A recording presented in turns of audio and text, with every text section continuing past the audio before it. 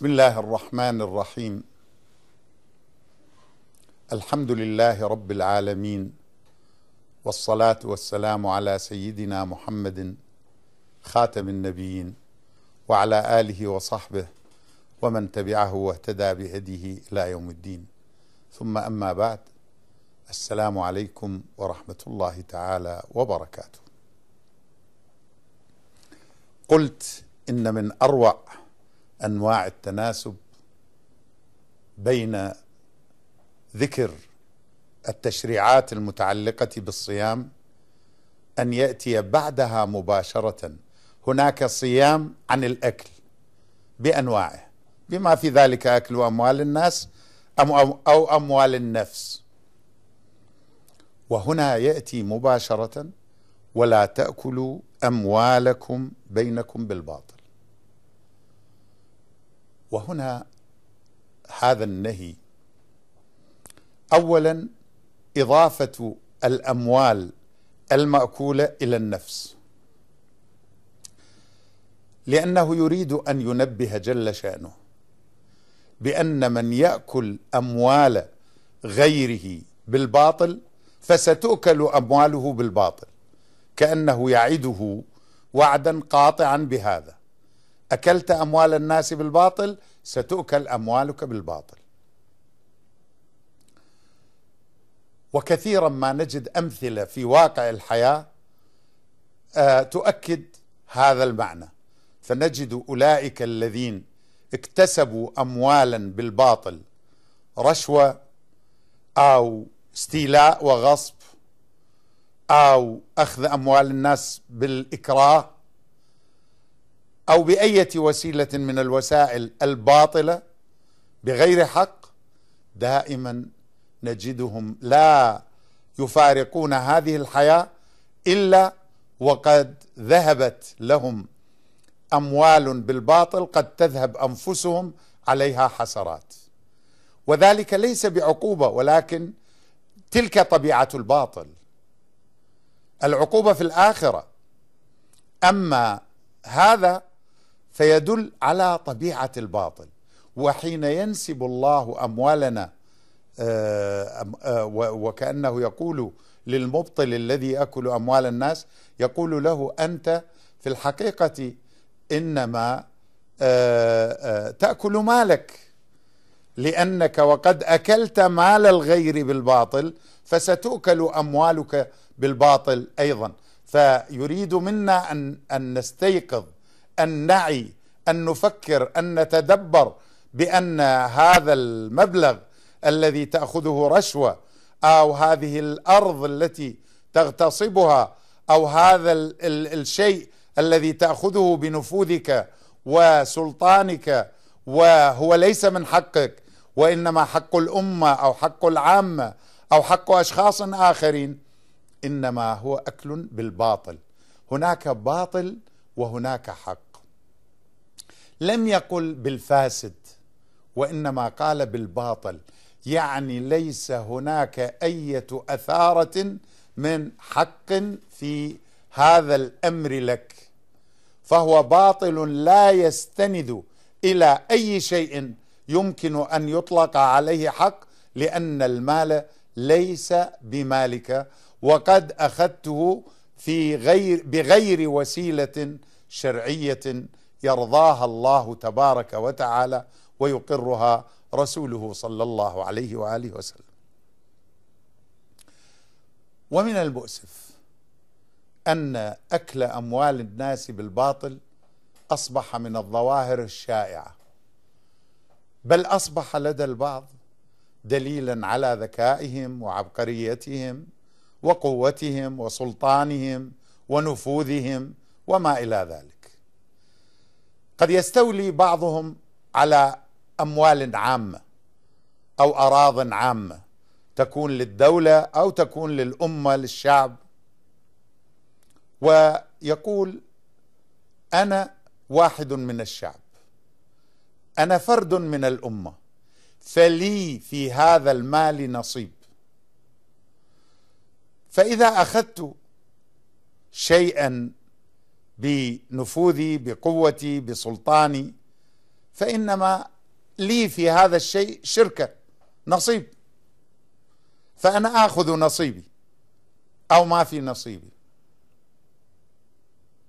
هذه شبهة أيضا بعض فقهائنا أثاروها للأسف الشديد، فقال بعضهم لأسباب ولظروف سياسية معينة، وربما يكون الإمام مالك واحد ممن ذهب إلى هذا، فقد عاش في عصر الظلمة من الحاكمين قد رتعوا في أموال الأمة، فكانوا يقطعون يد من يسرق ربع دينار، ولكن إذا سرق الحاكم أو الوالي أو حاشية الخليفة أو السلطان أو شيء ما يسرق فلا حساب عليه. فأفتى الإمام مالك أو غيره بأن المال العام إذا مد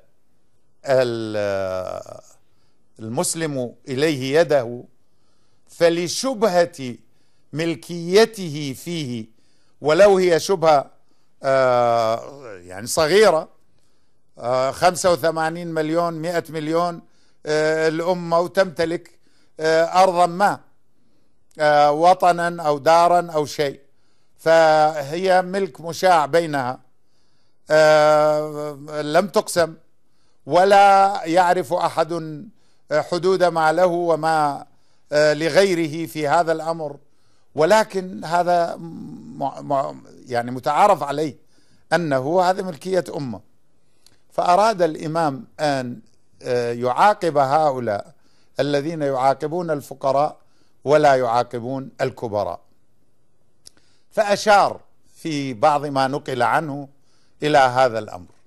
وإذا اليوم يصبح هذا الأمر عبارة عن فتوى تريح كثيرا من الضمائر الخربة بأن يمدوا أيديهم إلى المال العام ويتناولون منه ما يشاءون بنفوذهم، سواء على سبيل رشا يسمونها هدية أو إكرامية أو مكافأة على مجهود، وليس لموظف مكافأة على مجهود، لأن الموظف له مرتبه، وإذا كان لا يكفي فليطالب بزيادة المرتب، ولكن أن يتقاضى رشاوى من الناس بالباطل فهذا أكل لأموال الناس بالباطل، لا يجوز له بحال من الأحوال مهما كان منصبه وأيا كان موقعه في الأمة.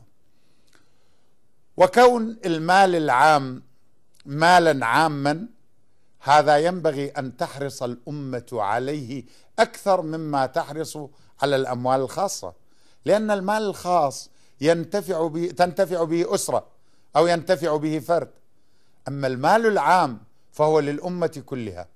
فوالله إن السارق من المال العام أو الآخذ منه لا جريمته مضاعفة أضعافا كثيرة على ذلك الذي يأخذ مالا بالباطل من فرد أو من أسرة.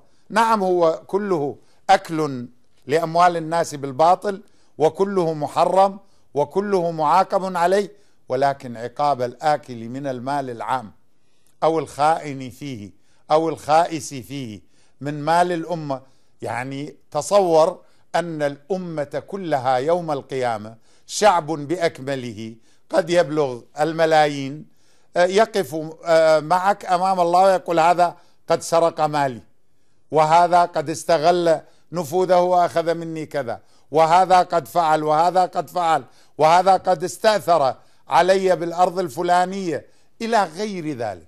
تصور أن ملايين يطالبونك بشيء أمام الله وأنت عار لا تملك شيء، ما تملك إلا شيئا من حسنات إن كنت قد قدمت لنفسك خيرا وفعلت بعض الحسنات. فأكل أموال الناس بالباطل وذكره بعد الصيام بعد ذلك الدرس التربوي الهام الخطير أمر في غاية الخطورة، ولا يحل لامرئ مسلم أن يقارفه بأي شيء من الأشياء، خاصة إذا كان هذا الأكل بالباطل يقوم على أكثر من جريمة، يعني ليست جريمة واحدة مال وجدته ووضعت يدك عليه، وإنما تدلو بها إلى الحكام، تذهب وترشي حاكما أو موظفا فتفسد ذمته وتعلمه على الفساد، وتغير في مستوى معيشته فيستكلب ويتعلم على أخذ الرشوة. قد يكون الموظف أمينا قبل ذلك، ولكن يبقى ذلك الرائش يدور حوله هو والشيطان حتى يغروه بذلك السقوط، فإذا سقط فلن يقف بوجهه أي شيء من الأشياء بعد ذلك، وسيظل يجري وراء الرشا ووراء أكل أموال الناس بالباطل. فهذه جريمة. الجريمة الثانية يدلي بها إلى الحاكم ليحكم له، فيفسد الهيئة القضائية التي هي مسؤولة عن العدل ومسؤولة عن أموال الأمة والعامة ومسؤولة عن الشريعة وعن تطبيقها وعن المحافظة على حقوق الناس وأموالهم وضرورياتهم وتحسينياتهم وما إلى ذلك. يدلي بها إلى الحاكم ليحكم له بالباطل، هذه جريمة ثانية. ثم يستولي على المال ويأخذه بعد الحكم ويتصرف به بطرقه المختلفة، وقد يهربه وقد يفسد فيه وقد يرتكب جرائم أخرى فيه. هذه كلها جرائم متتالية يحرمها الله تبارك وتعالى ويذكرها بعد الصيام لكي ينبه هذه الفطرة، لكي تكون هذه الفطرة فطرة سليمة تزهد في المال الحرام وتدرك أن هناك حقا وأن هناك باطلا، وأن الباطل ممنوع أن يصل جوف ابن آدم. وأي جوف وأي مضغة لحم تنبت من سحت أو من مال أكل بالباطل فلن يكون مصير صاحبها إلا النار، ستقوده إلى النار حتما، إلا إذا تاب وأصلح ورد الحقوق إلى أهلها.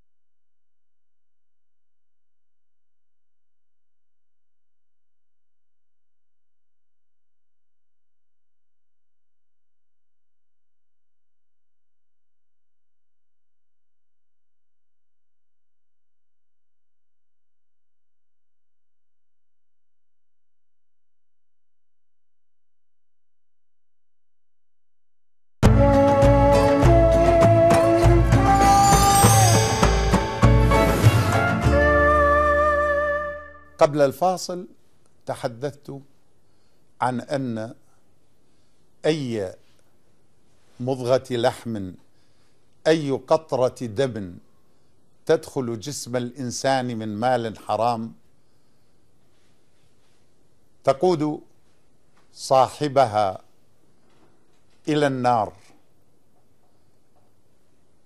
فالسحت لا يمكن أن تزال آثاره إلا بالنار والعياذ بالله تعالى. ولذلك فإن الجرأة على أكل أموال الناس بالباطل خطيرة جدا. بعض الناس للأسف الشديد لديهم نزعة دينية،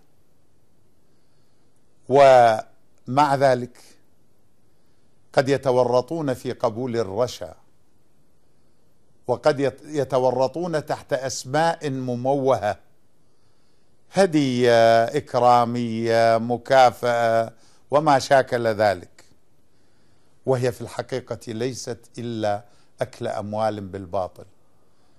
والإنسان الذي يأكل لقمة واحدة حرام من غير حقها ويضعها في فيه أو في زوجته أو أولاده لن يرفع له ولا لهم دعاء إلى الله تبارك وتعالى مدة طويلة، في بعض الآثار 40 يوما. ولا تدري أيستجيب الله له دعاء بعد ذلك؟ قد يستجيب له إن شاء الله إذا تاب وأصلح وعمل صالحا ورد الأموال التي أخذها إلى أصحابها واستغفر وتاب وأناب، لعل الله يرحمه. فإن لم يفعل فقد خسر دنياه وآخرته. وأكل الناس أموال الناس بالباطل له وجوه عديدة كثيرة جدا، ينبغي للإنسان أن يعرفها لكي يتجنبها. فذكر الله تبارك وتعالى لنا النموذج الشائع، ولكن أكل الربا من المدينين أكل لأموال الناس بالباطل. المأخوذ بالغصب أو بما يشبهه حتى لو لم يبلغ حد الإكراه الملجئ أكل لأموال الناس بالباطل. المأخوذ بسيف الحياء أكل لأموال الناس بالباطل. فهناك أمور كثيرة على الإنسان أن يتورع عنها، والإنسان مهما كانت ظروفه سيئة ومهما كانت ظروف الحياة ضاغطة، فإن أكل الأموال الناس بالباطل لا يبرره ولا يسوغه شيء من هذه الأشياء على الإطلاق. فلنتق الله سبحانه وتعالى ولنجتنب مثل هذه الأمور.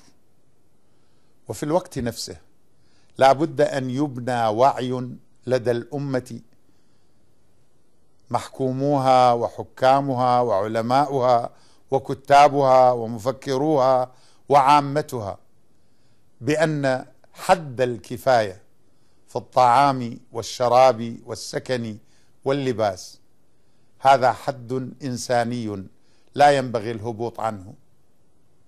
والأمة التي لا تؤمن لأبنائها هذه الحقوق من الصعب جدا أن تجد هؤلاء الأبناء في أوقات الشدة أن تجدهم مستعدين للتضحية من أجلها. يقول الشاعر العربي: لا أذود الطير عن شجر قد بلوت المر من ثمره. إذا قلنا لإنسان دافع عن وطنك، كيف يدافع عن وطنه ووطنه لم يطعمه ولم يكسه ولم يطعم عياله ولم يكس عياله ولم يسقهم ولم يسكنهم السكن الإنساني الملائم؟ لا بد من الوفاء بهذه الحاجات. ورسول الله صلى الله عليه وآله وسلم كان يقول لأصحابه حينما يبعثهم إلى الجهاد، كان يقول: من ترك مالا فلعياله، ومن ترك دينا أو حقا فعليه. فالأمة حينما تحفظ للإنسان حقوقه الأساسية تحفظ له كرامته، وتحفظ للمجتمع ترابطه وتماسكه، وتهيئ لإقامة العدل والحق والخير والجمال فيه، وتجعله مجتمعا متماسكا. وإذا جاءت الشدة أو جاء البأس وحضر الخطر سوف نجد الناس يتزاحمون للدفاع عن بلد أعطاهم وأكرمهم حفظ لهم حقوقهم ومنحهم ما هم بحاجة إليه. فلنتقي الله سبحانه وتعالى ولنلتفت لهذه الأمور. وإن الله سبحانه وتعالى لم يخلق إنسانا إلا وأنزل معه رزقه. إنا كل شيء خلقناه بقدر، وقدر فيها أقواتها. فما من مولود يولد، وما من حيوان يوجد، وما من شيء يوجد في هذه الأرض لو صلح الناس وعرف كل إنسان حقه وعرف الباطل، فأخذ الحق الذي له وأعطى الحق الذي عليه، ولم يمد يده إلى مال غيره بالباطل، سواء أكان مالا عاما أو مالا خاصا، لسعد الناس ولكفى الرزق الذي جعله الله في هذه الأرض لأهلها كافة. فالله تبارك وتعالى لم ينس أحدا ولم يخلق أحدا عبثا، وما كان ربك نسيا. فمياه الأرض وأرزاقها وأقواتها ومعادنها وما فيها من خيرات، وتسخير الله تبارك وتعالى لها لهذا الإنسان يجعلها قادرة على أن تقدم لهذا الإنسان ما هو بحاجة إليه. ولكن كيف نعمل؟ فامشوا في مناكبها وكلوا من رزقه وإليه النشور. علينا أن نتعلم كيف نستصلح الأراضي، علينا أن نتعلم كيف نحفر الآبار ونوجد المياه، علينا أن نتعلم كيف نزرع، كيف نحصد، كيف نصنع، كيف نصنع ثيابنا، كيف نلبي حاجات شعوبنا. هذه الأمور كلها تعتبر من الفرائض الشرعية التي تسأل الأمة بمجموعها عنها يوم القيامة، وتسأل عنها في الحياة الدنيا، لأن عائدها خزي وتمزق وتفرق وحاجة واستعطاء واستعطاف لشعوب أخرى تمتن عليك وقد تهين كرامتك قبل أن تمنحك أي شيء أنت في حاجة إليه. فهذه الآية الكريمة وبعد آيات الصيام تمثل قاعدة دستورية في احترام المال واحترام الوسائل التي شرعها الله سبحانه وتعالى وتبنتها البشرية لتبادل المنافع ولتبادل الطيبات، ليكون هذا التبادل بالحق لا بالباطل. تجنب أخذ أموال الناس أو أكل أموال الناس بالباطل، أيا كان ذلك الباطل الذي يتوسل فيه. ثم ينتقل السياق بنا إلى موضوع آخر، يسألونك عن الأهلة. هنا أود أن أنبه أيضا باعتبار قضية السؤال من المفاتح التي نريد أن يستحضرها قارئ القرآن ومستمع القرآن ليتدبر آياته. القرآن آيات مبينات، تبيان لكل شيء، ومع ذلك طرحت أسئلة، وأسئلة أصحاب رسول الله صلى الله عليه وآله وسلم التي تعرض القرآن لها حوالي 13 سؤالا. لم يكونوا يكثرون من الأسئلة لأن سيدنا رسول الله صلى الله عليه وآله وسلم قد نبههم إلى أن عصره ما دام حيا وما دام موجودا بينهم فعصره عصر تشريع، فقد يسألون عن شيء والقرآن يتنزل عليه فيشرع عليهم شيء قد لا يطيقونه أو يثقل عليهم، فكان ينهاهم عن السؤال ويقول لهم تبعا لقول الله تعالى: لا تسألوا عن أشياء إن تبد لكم تسؤكم وإن تسألوا عنها حين ينزل القرآن تبد لكم، عفى الله عنها، قد سألها قوم من قبلكم ثم أصبحوا بها كافرين. فيقول لهم رسول الله صلى الله عليه وسلم مبينا ومفعلا هذه الآية الكريمة: إنما أهلك من كان قبلكم قيل وقال وكثرة السؤال واختلافهم على أنبيائهم.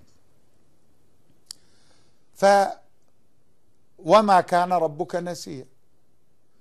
الرسول بينهم صلوات الله وسلامه عليه، فإذا أراد الله أن يأمر بشيء أو ينهى عن شيء أوحى إلى رسوله بأن يبين لهم، ونزلت الآيات تبين لهم أمر الله تبارك وتعالى. فيسألونك عن الأهلة. إذن هذه الأسئلة 13 التي وردت بهذه الصيغة، وهي قليلة جدا بالنسبة لبيئة كان فيها غفلة، جاهلية، ثقافة شفوية من أهل أديان وكتب أخرى، تعتبر قليلة جدا. وإلى حلقة قادمة إن شاء الله، استودعكم الله، والسلام عليكم ورحمة الله تعالى وبركاته.